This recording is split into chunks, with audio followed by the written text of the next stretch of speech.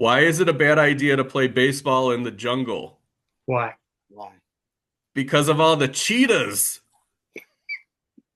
Reserve seating starts right now. Sorry, no.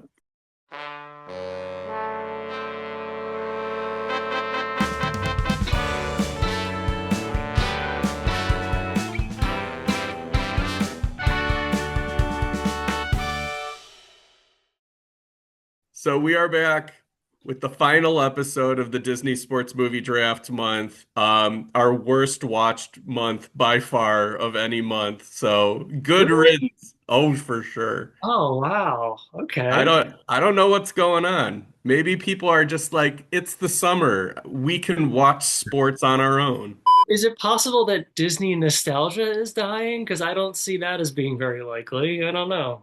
I Okay. have a theory that it's because of the thumbnail being our faces and not like an image from the movie. Oh, okay.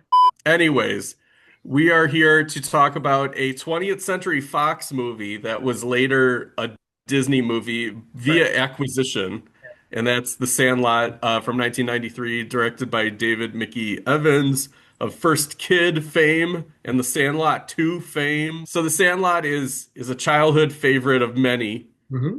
Um, Mike, would you count yourself in that category?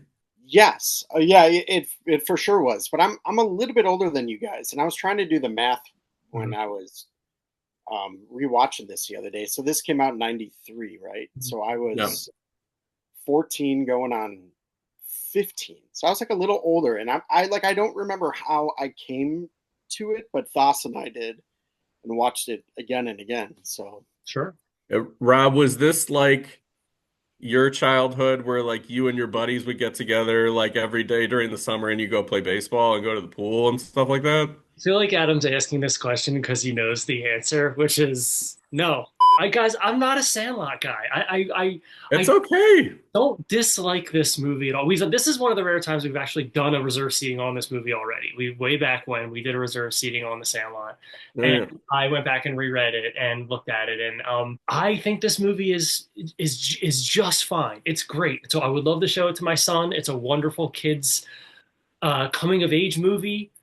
I don't think it's really a baseball movie. I mean, it's kind of a baseball movie, but it's more so a coming of age through baseball movie. So I'm not here to ding the Sandlot. I'm not here. I'm just saying I don't have the effusive childhood nostalgia for it that I know a lot of people, especially guys like us who adore baseball.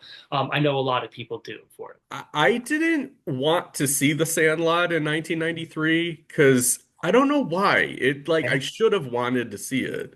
But at the time I was like I remember being offered the chance to see it at the Dollar Theater and I was just like, "No, that's in the past. Jurassic Park is happening right now. Like what are we doing?" Yeah, I don't know. It kind of mirrored like my little league experience and like my friends and I every once in a while. The thing that was more challenging in the 90s than apparently it was in the early 60s is getting eight people together to go do something. Because I remember that being like really, really difficult. And if we were able to get eight of your friends together, it was to go play Nintendo or Sega or something like that. I I It couldn't was, get friends together right now. yeah, like if I wanted to go to the movies, I could maybe get two and like let alone play baseball. Like people didn't all have gloves in our neighborhood, like they Right. didn't have bats, we didn't know what we were doing. Well, But it's like this idealized version of childhood playing baseball and everything like that. I really love it. I think the ensemble is really good. I was surprised on this viewing to see that I just expected it to, I don't know why, and I've seen this like a dozen times, but like I always think in my head this is baseball from the beginning to the end, but there's a lot of like shenanigans with the dog and stuff yeah. with the pool, and it kind of stops being about baseball for long It's stretches. it's about this is an English teacher reference here, but this movie's about baseball the way that To Kill a Mockingbird is about the courtroom. You know what I mean? Like it's like there's like two big scenes that bookend it, and that's about it. The rest is coming of age. I mean, it is, and it's great coming of age. It's really fun. I mean, Wendy Peppercorn for life. I mean, she's great. Like it's awesome. Like, but yeah, there's much less baseball in this than maybe a lot of folks might remember. Yeah. I had that same thought watching it this time. Like you said, Adam, I forgot how much of it is not baseball, but it's always in my head a baseball movie. I think because that's what I can relate to in the movie. Like I've never moved and had to make new friends or Mhm. like Right. a lot of those other things. But I did play baseball, but I played with my friends a lot. We really did have a nice equal balance of like playing baseball, playing outside, and video games because I was that kid too. But I could totally relate to the getting friends together. Like when they go to the store and they buy Mhm. a baseball, I swear to God, I can smell the baseball Sure. in Yeah. that because like oh my God, when they open it up. I really like too that it's got like kid logic about the major leagues also, where like Babe Ruth is Paul Bunyan, and like Mhm. you just kind of know of the legend of it, and like you hang on to these sort of like larger than life figures more so than like nobody's talking about like the 60s Los Angeles Dodgers in this movie.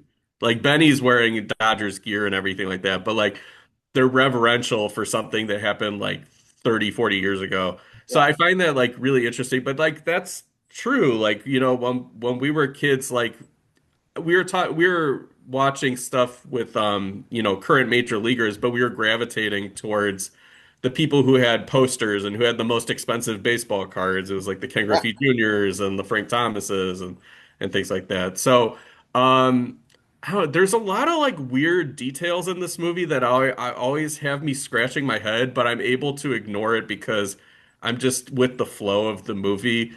Like one of those details is Smalls says at the end he was the last to move out of the neighborhood, but he moved out of the neighborhood when he was like going into high school. And I'm like, what happened to this mass exodus of these children like over the span of like a 2 year period? Because they all seem like they're at least in junior high. So it's just like, where did they all go if you were the last one? Was there a virus? Did something happen? I will say, just going back to the things that relate, Mike was talking about, like with relating to it. I will say two things I relate to really heavily from when I was a kid, because I did move around a lot and I did have to make new friends a lot. One, pretending you know something to try to fit in with your friends, which Yeah. Smalls has to do quite a bit here. And two, dealing with a stepdad that doesn't like you very much. You're Dennis Leary in this movie. Yeah, Your kid takes your Babe Ruth autographed baseball, brings back the autographed Murderer's Row ball. right. Would you have only punished him for a week? Yeah, I think I was thinking about this as I was watching it as a dad. I was watching it and thinking like it was a proportional response. I think he still needs to be punished, Yeah. but Yes, I agree with Rob. I think part of my thing, and this is my weird collector mentality, is I would be bummed out about the Babe Ruth ball. I would think the new ball is super cool, but because I had no part in obtaining those autographs, yeah. like Mhm. it would, it would, I would gladly give it back to Darth Vader. And I've noticed. I think that for me, and this is, and I totally agree with you with the collector mentality thing. I think for me as a parent, where I'm at right now is like he learned a lesson. You know what I mean? Like he learned a lesson, and if it means we do this, and I have to deal with this losing this ball that, as you mentioned, like was so valuable to me. Like I don't know. At least I could take some solace in that. Like it was a learning moment for him. so yeah, so Rob gave a mature. This is what I would do as a parent answer, and I Not as yes, I'm much of with a Rob. collector as Mike is, but I No, no, understand. I'm with you. No, I'm with you. You're absolutely right. Yeah. I'm a I'm collector. get Mike, I'm gonna make you look good because this is how my reaction would be.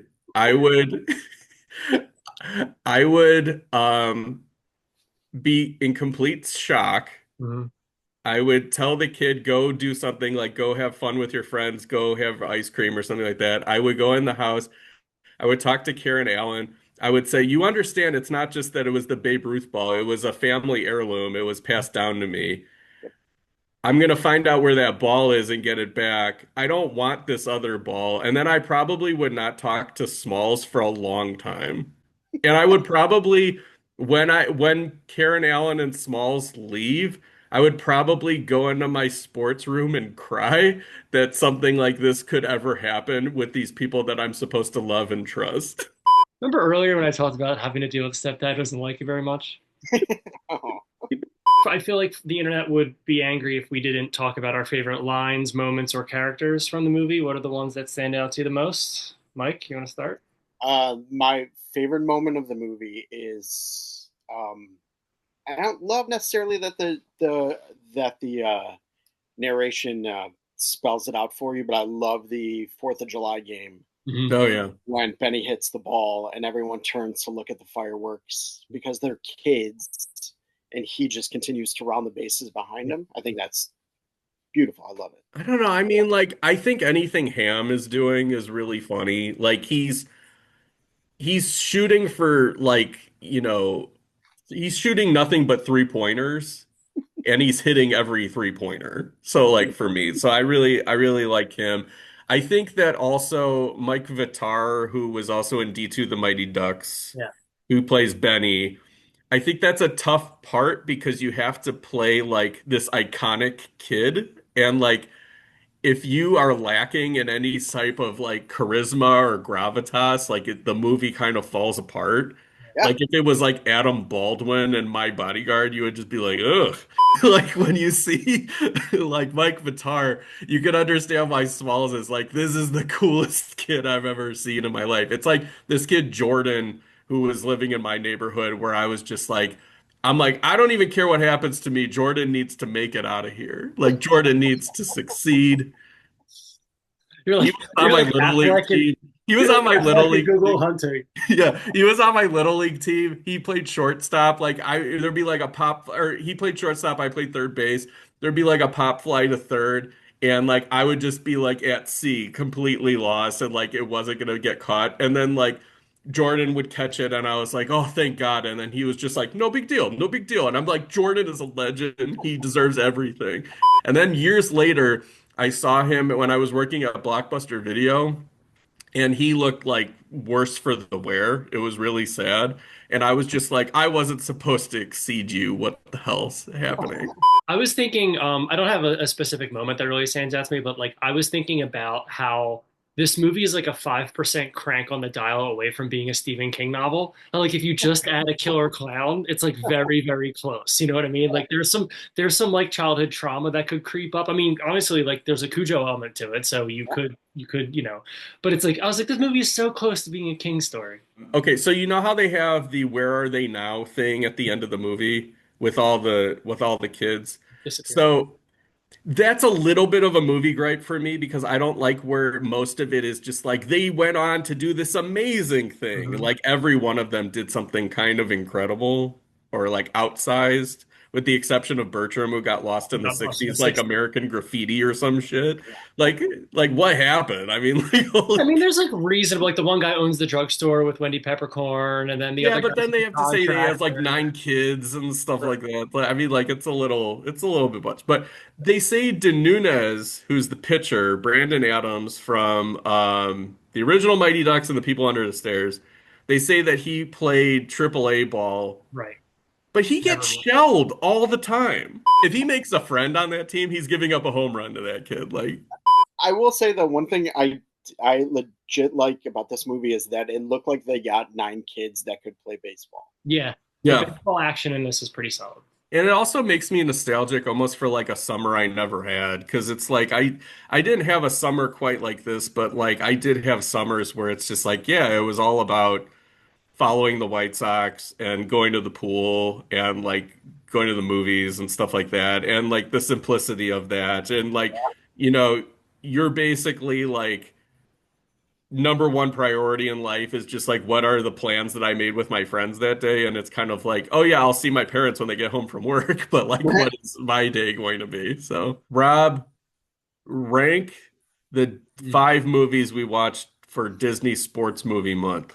All right, so I'm gonna start at the bottom. Bottom is extremely goofy movie. Next is probably Cool Runnings. After that is probably greatest game ever played. Then D2. Then The Sandlot. Oh wow, I didn't know you liked D2 that much. I think there's a charm to it. I think that like there's I think like Cool Runnings is probably a better movie structurally. I think the highs are higher in D2. Yeah. Okay. I'll go the bottom extremely goofy movie, D2 4, 3 I I'll still go greatest game ever played. I think it's better than Cool Runnings, but I have more nostalgia for Yeah. Cool Runnings. That'll be two, and then Sandlot number one. So we will be back next week with a mailbag episode. So send us your movie related questions and topics. You can leave them in the YouTube comments, and we will answer those on the next episode. So thank you for those of you who joined us for Disney Sports Movie Draft. We promise we will never do it again. And until next time. You went quiet, so I was doing it. No, no, no, no. I mean, it's kind of like a thing that we don't know how to end these episodes, so this is sort of perfect. Good journey. Good.